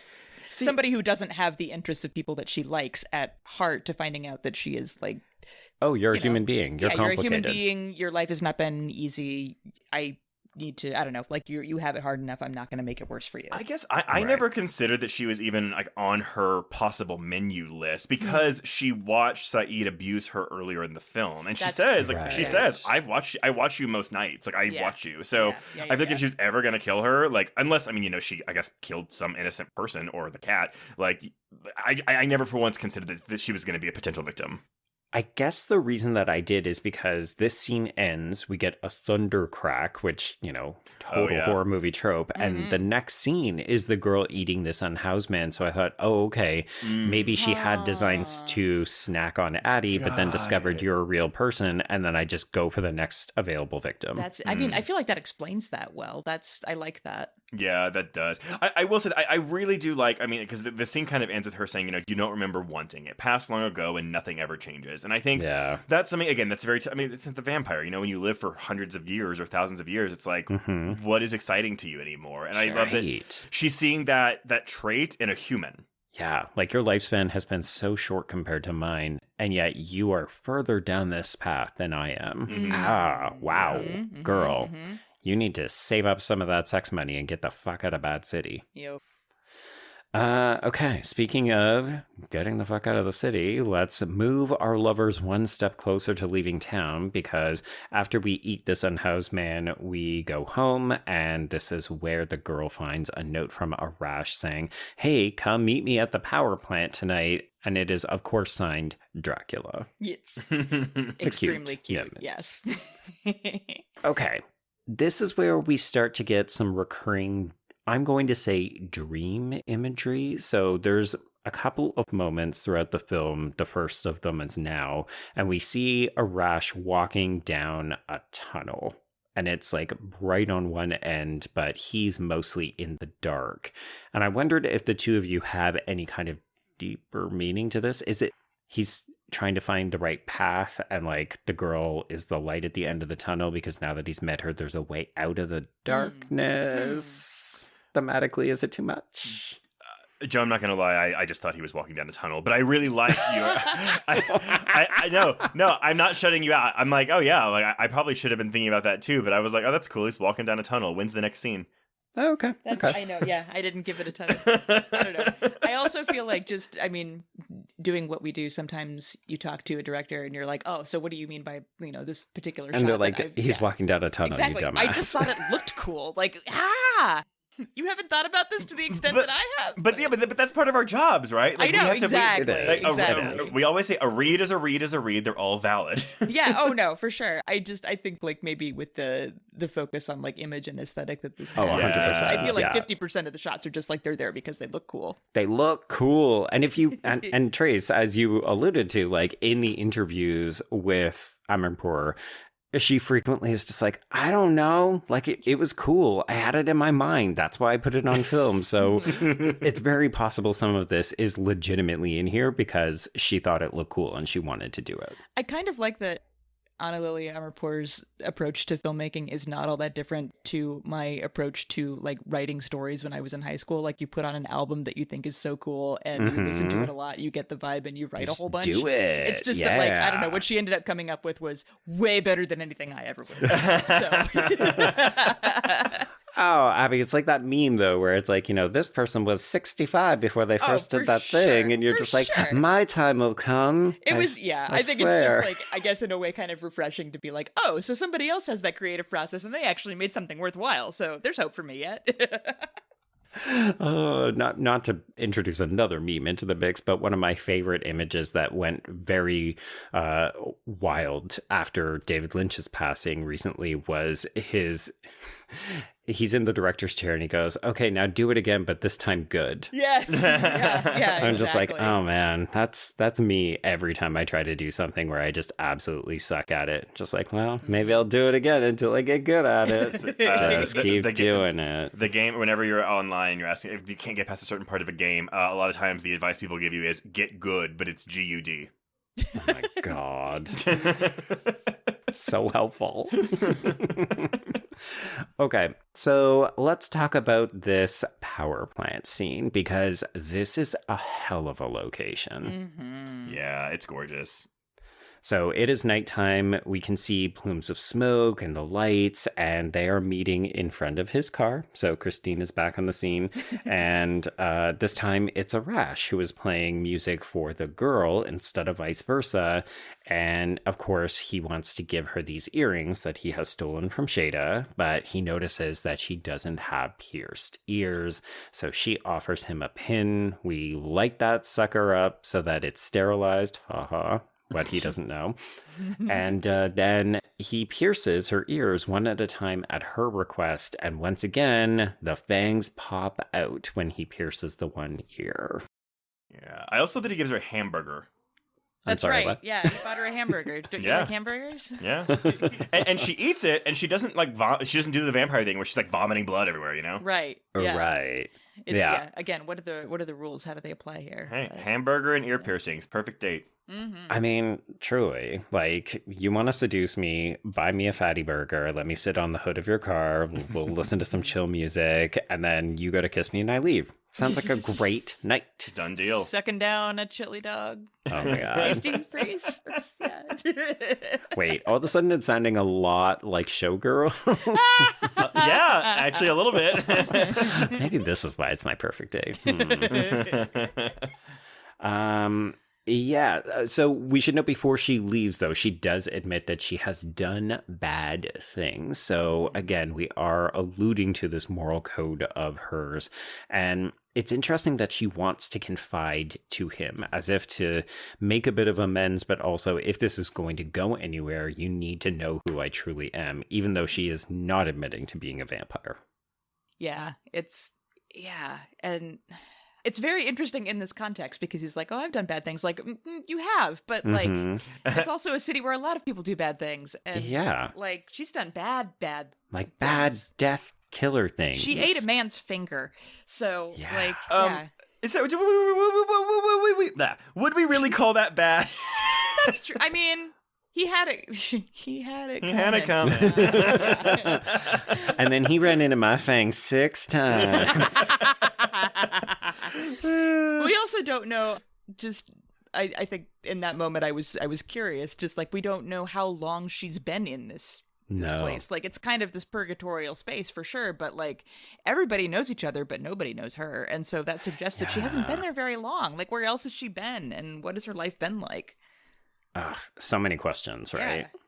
And I love that the movie has no interest in giving us this. You know, I realize the more we've gotten into the plot, the more the movie has actually clarified what some of the lore is. Yeah, because you're right, Trace. We've seen so many times vampires try to eat human food and they vomit or they just can't even do anything with it and they have to refuse or something. So, like, the movie is giving us little tidbits of either, okay, you think you know how this is going to go and it's either yes or no. But then we still have so many questions about who is she? Where does she come from? How did she get this way? Where has she been? Where is she going? Cotton Eye Joe, all the good stuff. I think also when you're like, oh, where's this going to go? Where's it going to go? It's always like the least eventful or like big option. It's just all very chill.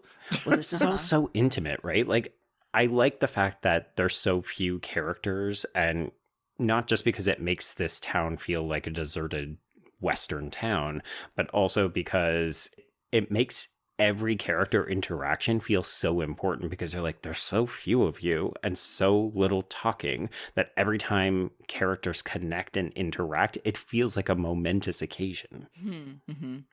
Okay, so in the morning, Hussein is now firmly in withdrawal. So this is the moment I definitely had to look up on Wikipedia because I got there in the end, but I didn't understand why he was confusing the cat for his wife, even when he smashes up the living room quite dramatically. But yeah, so apparently he's he's not well, and he's going through it. But this is enough to get Arash very frustrated with him. So he gives his father drugs. He gives him some money. He tells him to take the cat and leave. Which he does. Which he does, yes. So he goes to Addie's, and she decides to take him in because he is giving her a little bit of money. So he requests that she dance for him. And this is a sequence that does go on for maybe a little too long, but it is so stylish because she's dancing in front of this really bright light that makes it look like a spotlight on her. I just thought it was really pretty. Yeah, it does look really cool. So she tells him that she doesn't want to do anything. And as we have mentioned earlier, he doesn't listen to her at all. In fact, he just completely ignores her. He binds her hands. He injects her with drugs. We should note this is the same needle that he just used moments ago. So he got kicked out and then he injected himself. And you're like, oh no, if you need to do drugs because you are an addict, I'm not going to pass judgment on you, but I am going to judge you for bad etiquette because this is dangerous. I'm pretty sure sharing needles is like, I mean, again, it's a big no-no. Well, I know, but like, I mean, I feel like that. God, I'm not judging either. But like, when I think of heroin addicts, like I think of that's sharing the needles. Bar? No, I just think that sharing needles is like kind of. Oh, it's common. Yeah, it's like the thing. I don't know. Well, maybe whatever. I don't know. But yes, it's gross and not safe. Not safe. Yes.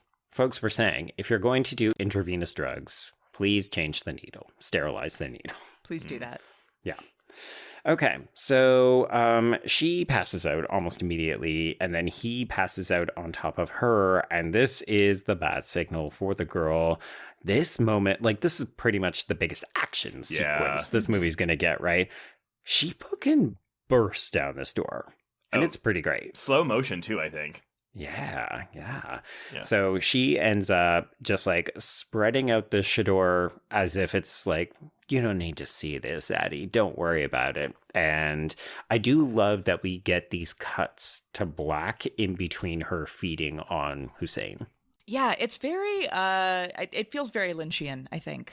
Right? Yeah. And there was, the note that I made was like, this feels very Lynchian and I like it a lot. I wish it were more Lynchian. Like, I wish it were leaning harder into it. Like, I guess in thinking like specifically with like the lamp and everything. And that feels kind of Blue Velvety to me. And one of the things that I really like about that particular scene in Blue Velvet is just like the grotesquerie of like the bodies that are dead but not dead yet. And I don't know, like this isn't necessarily a movie that does that, but there's a part of me that's like, man, if you're gonna do it, like go hard. Yeah. But I still appreciate that it does anything at all with that. It still looks really cool. Right. Yeah, and I apologize, listeners. I realize we probably should have given a content warning for an implied sexual assault here because it really barely lasts, but it is still definitely in there. But well, I mean, I would even argue like the forced drug is almost like it's an assault. Yeah. It is interesting that you say Lynchian, Abby, because I definitely saw a bunch of people make reference to that in different reviews. Watching this scene and now thinking about it, I'm getting gentle like Psycho 3 vibes as well. Okay. Which probably is also indebted to Lynch, but you know, obviously we don't get that fantastic purple light or Jeff Fahey looking like he's sweating sex, but this is definitely we did drugs and we thought we were going to have a good time and then it goes downhill. Yeah. Okay, so Hussein is dead, and the girl and Addie decide to drag his body in a carpet outside, and the street urchin is also still a character in this movie, so we see him watching them from an upstairs window. I love watching a good body disposal, especially when it's just two women working together. Yep. Body in a rug. Got to get this guy over to the body pit. Yeah, that mass grave from earlier. But here's the thing. We don't even, do we? Because we just kind of leave him on the side of the road because he definitely gets discovered by Arash the next morning. Well, but true. I think, though, I mean, it's also a thing where it's, well, I guess we don't really know anything about this world, really, and how they view drug addicts. But it's kind of a thing where it's like, yeah, I mean, he just overdosed on the side of the road. There you go. Right, like no proper burial. We'll come back and deal with this later. Just leave the body there. Yeah, whatever law enforcement there is, we'll go dump it in the mass grave later. Oh my God, terrible. It's so dark. It is very dark. In fact, it's black and white. Yeah. Uh, Okay, so at this point, Addie asks the girl to leave and take the cat, and this is where we begin our final day in Bad City. So as I mentioned, Arash does come and discover his father's body. He asks the street urchin what he saw, and I thought it was interesting. Why do you think this boy essentially says, I didn't see anything? Is he protecting himself against the girl? Yeah. Is he convinced that he didn't see anything? Tracy, you think it's the former? Yeah, I mean, he saw the girl as one of the ones moving the body, so he's like, I ain't gonna piss that bitch off. mhm. Right. This is the same person who was like, hey, are you a good little boy? If you're not, I'm going to suck your eyeballs out and the rest of your life is going to be awful and I'm gonna be watching you every single second. Like, Yeah. I'm not saying shit. That is true. Yeah. Like, basically, he learned an important life lesson. And Vampire takes your skateboard. You let the vampire take your skateboard and you be a good little boy for the rest of your life. yeah, it's like, what's the prison motto? It's Yeah, what, snitches get stitches? Yeah, exactly. Snitches get fanged in this one. Okay, so he says nothing, which means that Hussein's death, like Arash never, well, I guess he will figure it out because when he sees the cat Yeah. in the girl's apartment, he definitely puts two and two together, although it does take him forever to really process it and maybe think about doing something. But in the meantime, he decides, well, his dad is dead. He's got this girl, but there's nothing else in Bad City for him. So he packs up his meager belongings. We get another image of the recurring tunnel dream. So he goes to her apartment. And this is when he says, please don't leave me alone. Please leave town with me.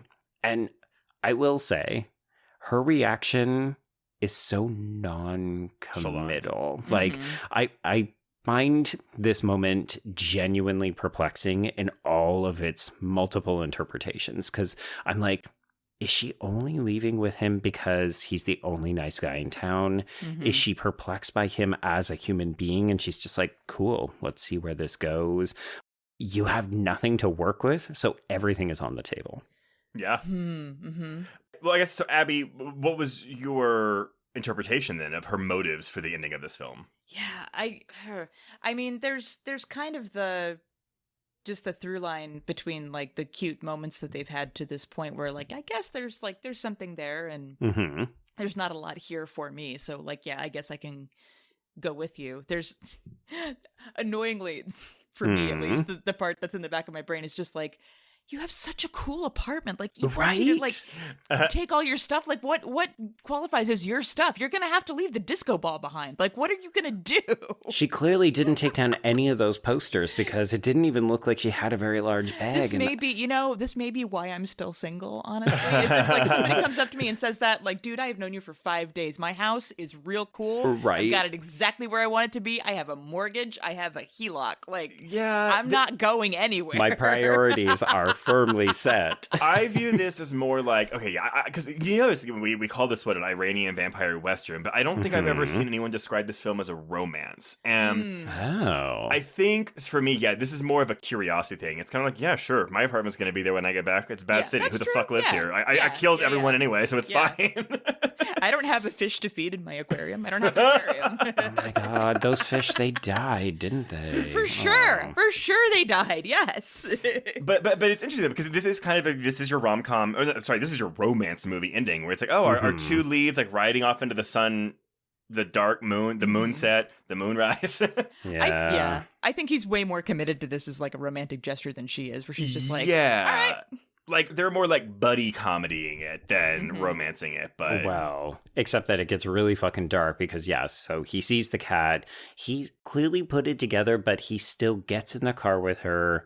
We're driving, and then he decides, oh my god, I fucking can't do this. And he has to get out. It's almost like he has a silent panic attack, and I love the way this is shot. You know, we've got images of her in the front seat of the car with this fucking cat who is just having a great time along for the ride.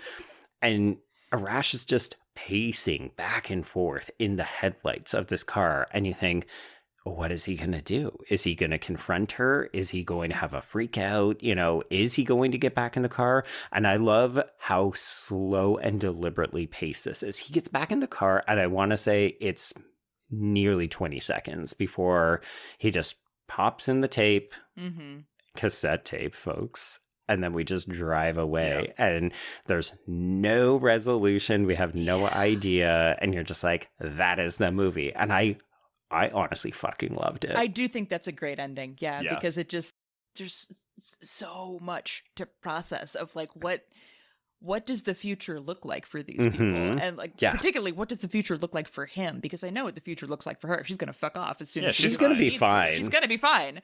Like, she leaves this movie scot-free. Right. She's going to be totally fine. She maybe gets a cat out of the deal, which, like, that's not bad. Because while he understands that she had something to do with his father's death or did, in fact, murder him, he doesn't even know she's a vampire. Right. No, he still does not know. Oh, my God. I just... Like, how clingy is he going to be if he, like, makes that decision of just, like, yeah, we're going to do this. I'm going to go, and I'm going to go with this person. Like, I feel like it's going to be hard to shake that dude. Yeah. So, there's a lot in there that's, like, it's not... I like that the movie leaves it open-ended because there's just so many places that you can take that. And here's the thing, though, because there are some movies where it ends up ended, and I'm kind of like, ugh, like I feel a little bit cheated, or like, I want more. And I don't feel that way with the end of this movie. No, and it's not because I don't care. I just I don't think I need it. No, I love just being able to speculate, and I feel like there isn't a wrong answer, and everything that we have read from Amirpour's interviews suggests she would be like, I don't know, what do you think happens? Right. Sounds good to me. Question for the two of you. Would you want to see a hypothetical sequel to this movie? I mean, I would watch it, but You're not demanding it. Yeah, I don't think I need it. I like the lack of closure. I like that you can just kind of, I don't know, like any solid answer to this I think would be less disappointing than just thinking about it. Unless that gets Amirpour back into the film scene. Sure. Yeah. Like maybe because if she's in director's jail, then maybe that's what it's going to take. Yeah. Right. I could see like something like a spiritual sequel where you're essentially doing a similar thing but in a new place, and like kind of using that as an opportunity to explore genre. Like that could be fun. Yeah, but narratively, I don't need a sequel to this. Right. I think if you do that, like you need to basically drop everything and just make it start afresh. Like Arash isn't there. Maybe the cat is, but like that's a boy walks home alone at night. Yeah. Ooh. Okay. Counter proposal. The sequel is Only Lovers Left Alive, only it's the girl is the same age or as close as we can make her look because, obviously 10, 11 years have passed. Sure. But Arash is an old man and he's still super clingy and he's there believing that their love is eternal. And it's just like... Well, that's just the hunger. It is the hunger. Yeah. I feel like that's Let the Right One In a little bit too. Is that just, too? Oh yeah. God. It's a lot of vampire movies. Yeah. Right, which is funny because we said, there's so much about this movie that doesn't feel like a conventional vampire film, and yet we just made 3 direct comparisons. Yeah. I mean, speculatively, but yes. It's dealing with common themes of the vampire film. It's just not heavy on vampirism in the actual like action stuff. Yeah. I do think bringing up Let the Right One In, there's an interesting through line between this movie and that movie where like I like it when urban fantasy type stories or urban horror stuff, like when you introduce like a supernatural creature into an urban setting and that urban setting is depressing as hell. Yes. I find something really interesting about that where it's just like this is super mundane and like the only interesting thing about it is that there is this fantastical creature there, and that character also depressed, and so like I think it's so interesting to like see what that actually looks like and what like ennui looks like when ennui is eternal. Like that's oh my god. This Bad City production brought to you by Prozac. Everyone in the movie needs it. But yeah, that is A Girl Walks Home Alone at Night. That is A Girl Walks Home Alone at Night. At night, yeah. That is the only title of the film. Abby, as the guest of honor, final thoughts on this film? Gosh, I feel like this conversation has made me like it even more. Yay. Yeah. My initial feeling when I rewatched it was kind of close to what I felt like when I watched it the first time, which is just like there are vibes and things in here that I really do appreciate. And I think the filmmaking is super solid. I don't know if I love it, but now I feel like I want to watch it again almost and kind of bring this with me and see if I like have more interpretation to bring to it. So yeah, I think it's been a really good conversation. I actually feel kind of dumb. We didn't even mention like watching this through the eye, like a Christian lens. Like if there was any maybe other extra insight. I don't know. I mean, I was like late in the game to even bring this up, but like I don't know. Is there anything you think on that front? I don't know. I think mostly it's curiously devoid of religion. Yeah, it is very devoid of religion. I think I like the idea of taking something that has cultural and or religious significance like the chador and using it as something else, like just symbolically turning that into like a symbol of power, especially when I feel like, at least in Western culture, our understanding of Muslim women's religious garb has been very limited and very misunderstood. I think that's honestly, I think where a lot of the imagery of the film drew power from when it first got released. Yeah, I saw several reviews that said, and she wears a hijab, and I was just like, nope, she does not. I know, okay, so when we were at Fantastic Fest together, and they had all those weird pre-rolls about female directors, they had one that was Ana Lily Amirpour and talking about a girl walks home alone at night, and they called it a burqa, and I got so mad. Oh my god, it's so not a burqa. What are you doing? But yeah, I feel like if this movie has, I mean, it has a legacy in a bunch of different ways, but I think the biggest one for people who haven't seen it is that. Yeah. And I think there's a lot of power in that too, even if it's not something that gets brought up directly in the film. I feel like just the image of it is really notable. Right. Yeah. All right. Well, okay. Well, before we announce what we're covering next week, Abby, first, thank you so much for coming on the show, and let people know, where can they find you on social media? Yeah.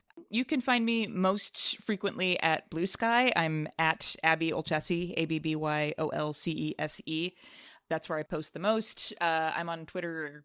Not really at all. I exist there under the same handle, but I'm not really doing much there because it's a hellscape. Yeah. But so that's where I'm at most. My writing is most frequently at The Pitch, but I freelance lots of other places and usually post my stuff there. And if you want to buy my book, that would be super cool. I would not mind that one bit. Buy her book.